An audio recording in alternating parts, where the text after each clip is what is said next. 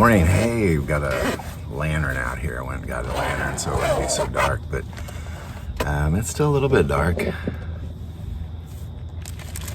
As we continue to go through Matthew, if you've made it this far, gosh, it's been several, 45 days, something like that. And we've been going through Matthew starting in 24. We're just going verse by verse. We're just going to keep rolling until we get to the end. Every day on the water, nonstop until this is over. So we're just pick it up where we left off. We're at the Lord's Supper. There's a lot going on there. People kind of blast past this part. There's so much deep spiritual things going on. So we're just going to pick it up where we left off. Matthew. And as they were eating, Jesus took bread, blessed it, broke it, gave it to the disciples and said, "Take, eat, this is my body." Then he took the cup and gave thanks and gave it to them, saying, "Drink from it, all of you. For this is my blood of the new covenant, which is shed for many for the remissions of sin." Now, as they were at that Passover, there's something important that they talk about that is not in Matthew that we need to address. So we're going to go to Luke. There's a conversation they had at that exact moment that is not in Matthew. And we're going to pick it up in Luke, starting verse 20, chapter 22, starting verse 21. "But behold, the hand of my betrayer is with me at the table, and truly the Son of Man goes as it has been determined. But woe to the man by whom he is betrayed." Then they began to question among themselves which of them it was who would do this thing. But there was also rivalry among them, as to which of them should be considered the greatest. And he said to them, "The kings of the Gentiles exercise lordship over them, and those who exercise authority over them are called benefactors.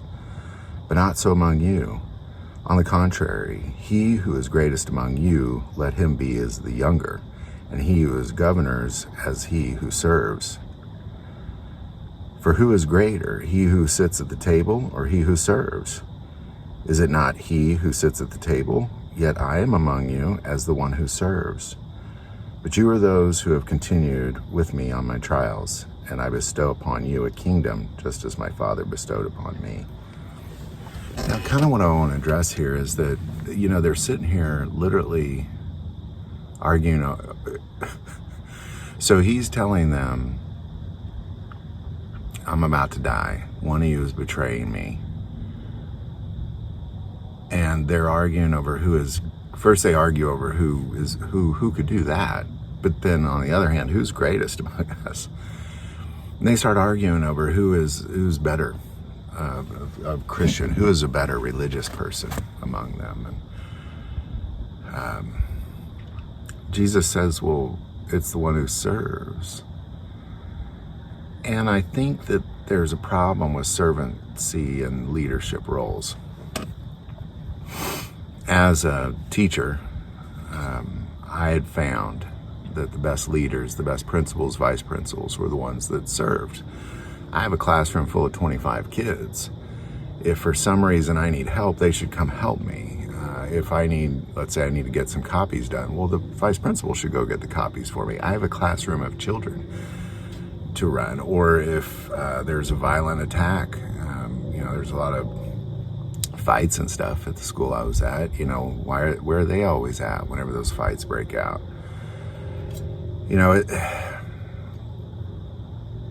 The people that were leaders that were servants, I've had two. One was my mentor. So when I became a principal, that's what I took on. I took on that role of a servant, not as you serve me, but I serve you. And that particular vice principal, he served everybody, and people would follow that guy anywhere. They'd follow him anywhere. He was the greatest leader that there was at that school because everybody else said, "Serve me." He said, "How can I serve you?" And even Jesus says in this moment, well, clearly it's the guy at the table that's the greatest, right? Well, then who am I? Because I'm here to serve.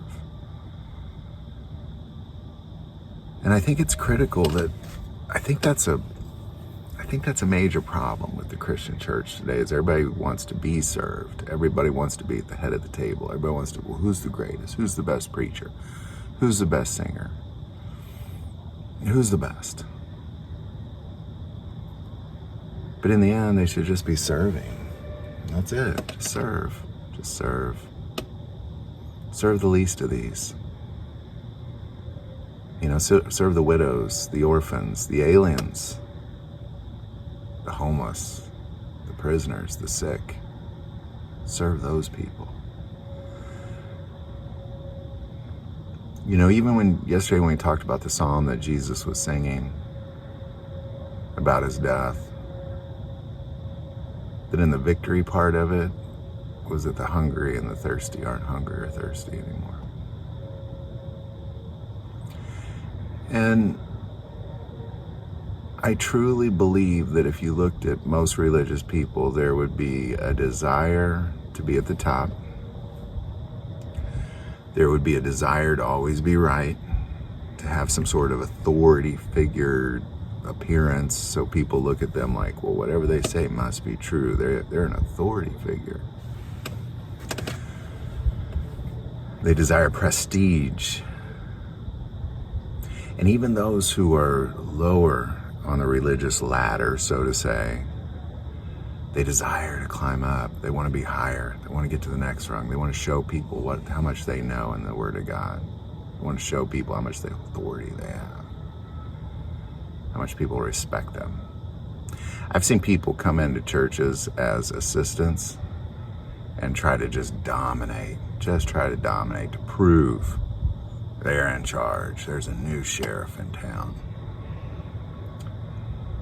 All of that is pure wickedness, pure wicked evil. It's of Satan. All of that is of Satan. This thing Jesus is talking about, he took the disciples. They cared about who was the greatest among them, and he flipped them around. Said the greatest one is the one who serves. That is the greatest one. You're a Christian, you want to be like Jesus? Serve. You're a Christian, you want to be like the greatest, the man that is sinless, the one who has never carried any sin, did everything perfect all the time. Serve. Because he served. The moment his ministry started, he served. That's it. He served. He served the people. He was always a servant. He shared the Word of God, and then he served. He performed miracles, and he fed people. He healed people, and then he washed people's feet. He rose people from the dead.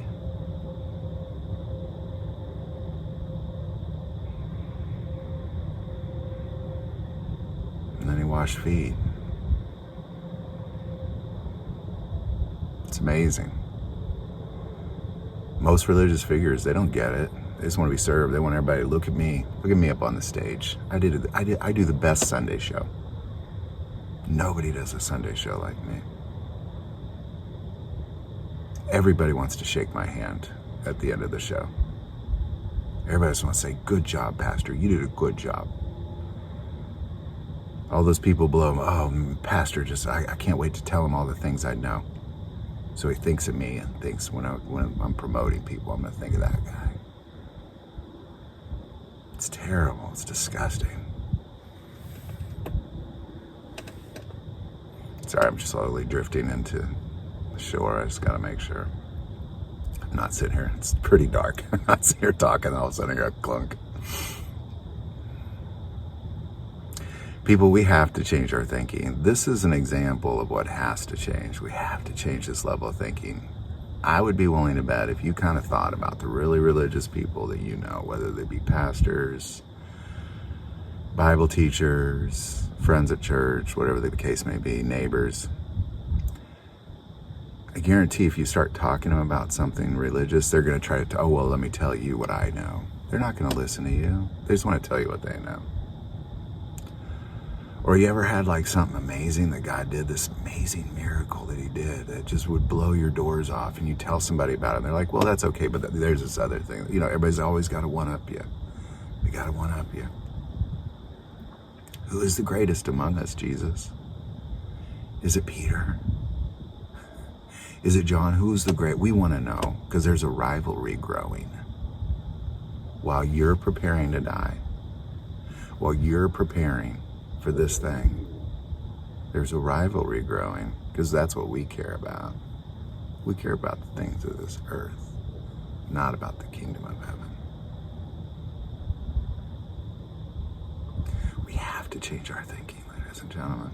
We have to. This has to change. And if your religious leaders are like this, you need to find different leaders. You need to follow different people. This is not how it is supposed to be. These verses right here contradict that. Are they serving like Jesus? Are they washing feet? Are they feeding hungry, clothing naked, taking care of the widows, orphans? Are they visiting prisoners and sick? Are they putting other people up on stage? Are they telling everybody else, man, you know a lot about the Bible. Why don't you tell me more? Bet you never heard that one. We have to change this, people. It's another beautiful night here. I always feel like I gotta kind of show you because it's hard to tell here.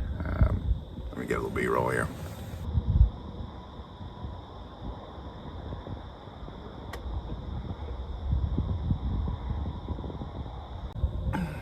If you're surrounding yourself with people like that, change them. These disciples were able to change. Keep that in mind. But if you can't change them, you got to get out of that situation. People are arguing, again, you can tell by if you share something from the Word of God and they just got to one-up you. Or if you're telling about some awesome miracle God did and they're just like, yeah, and they dismiss it. That's what we're dealing with here. That's what Jesus was dealing with. Just flee from that wickedness. Hope these videos are helping. If you like this video, click like and subscribe. Feel called to support this channel with Patreon. That link is below. But the most important part of this channel is we take prayer requests. So please don't ever hesitate to send that in. Thank you for watching this episode of God, Family, and Guns. And as always, love God, love your family, and love guns.